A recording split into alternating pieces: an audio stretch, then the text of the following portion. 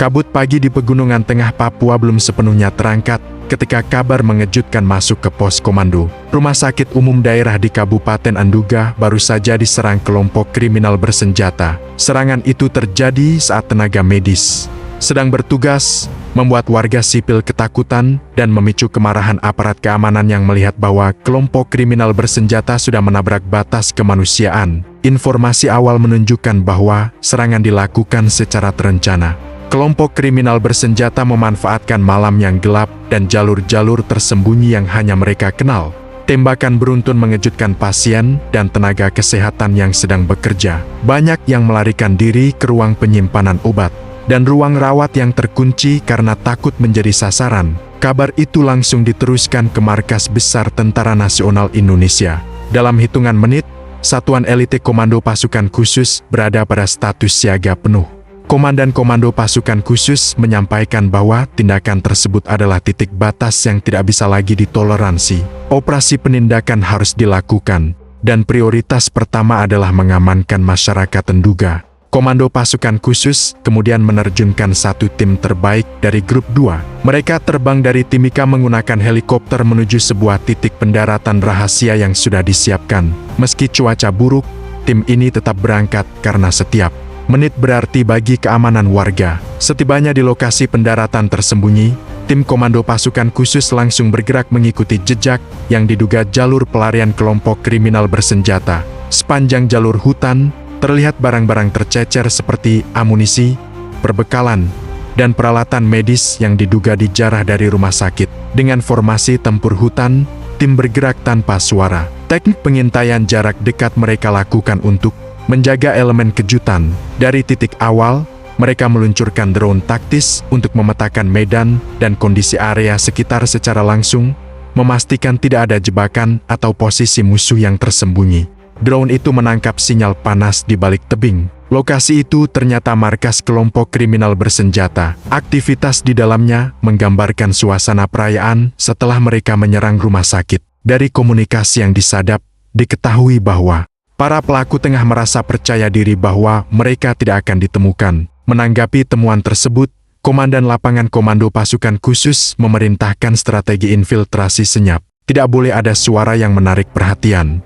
Target utama adalah melumpuhkan markas, menangkap anggota kelompok kriminal bersenjata, dan memastikan tidak ada warga sipil yang dijadikan sandera. Menjelang malam, hujan mulai turun dan membantu menutupi suara langkah tim. Anggota Komando Pasukan Khusus merayap mendekati perimeter markas, mengamati dengan saksama setiap posisi penjaga. Mereka menghitung ritme pergantian jaga, jarak antar pos, dan celah yang bisa dimasuki. Saat beberapa meter dari pos penjagaan pertama, dua anggota Komando Pasukan Khusus bergerak cepat. Mereka melumpuhkan penjaga menggunakan teknik senyap tanpa menimbulkan kebisingan. Gerakan halus itu membuka jalur masuk bagi keseluruhan tim. Beberapa menit kemudian, tim sudah berada di dalam area inti markas. Mereka menemukan senjata otomatis, bahan peledak, serta peta rencana serangan lain terhadap fasilitas publik di Kabupaten Anduga. Fakta bahwa kelompok kriminal bersenjata mempersiapkan aksi lanjutan membuat tim semakin fokus. Seorang anggota kelompok kriminal bersenjata akhirnya menyadari keberadaan mereka, dan baku tembak pun pecah. Walaupun situasi berubah menjadi pertempuran terbuka, Komando Pasukan Khusus tetap menguasai keadaan. Gerakan presisi mereka membuat kelompok kriminal bersenjata tidak mampu memberikan perlawanan efektif. Beberapa anggota kelompok kriminal bersenjata yang terdesak memilih menyerah. Mereka meletakkan senjata dan mengangkat tangan. Komando Pasukan Khusus kemudian menjalankan prosedur penanganan tahanan sesuai aturan militer, memastikan proses berjalan aman dan terkendali. Tim lainnya menyisir setiap ruangan di markas. Mereka menemukan sebuah gudang logistik berisi makanan, pakaian, dan senjata rakitan hasil penyelundupan. Sebagian besar barang tersebut diduga hasil rampasan dari warga desa-desa kecil di sekitar lembah.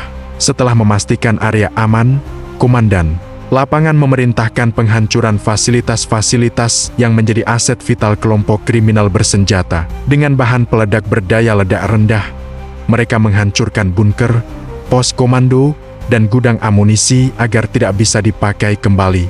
Ledakan-ledakan kecil terdengar bergema di antara tebing, menandai hancurnya pusat komando kelompok kriminal bersenjata. Dari puncak bukit, terlihat asap hitam membubung tinggi. Itu menjadi tanda bahwa kekuatan utama kelompok tersebut di wilayah itu resmi runtuh. Tim komando pasukan khusus kemudian mengumpulkan barang bukti berupa dokumen, peta jaringan, dan catatan transaksi yang menunjukkan aliran logistik kelompok kriminal bersenjata. Semua bukti itu akan diserahkan kepada Kepolisian Republik Indonesia untuk penyelidikan lebih lanjut. Di perjalanan keluar dari markas, tim menemukan beberapa warga sipil yang ditinggalkan dalam kondisi trauma. Mereka segera dievakuasi dan diberi perlindungan. Keselamatan warga menjadi salah satu prioritas utama dalam operasi ini.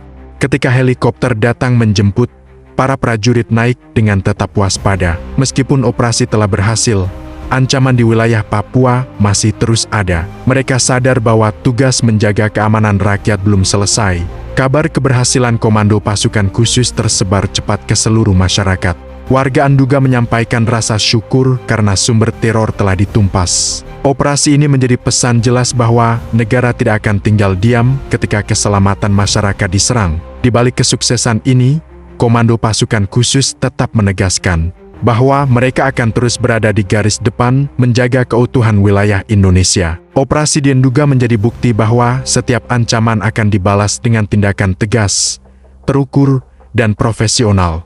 Setelah tiba di pangkalan, tim komando pasukan khusus langsung melakukan laporan mendalam kepada Komandan Operasi Gabungan. Setiap detail pergerakan, temuan logistik, hingga pola komunikasi kelompok kriminal bersenjata dianalisis untuk memastikan bahwa tidak ada celah yang bisa dimanfaatkan musuh untuk bangkit kembali.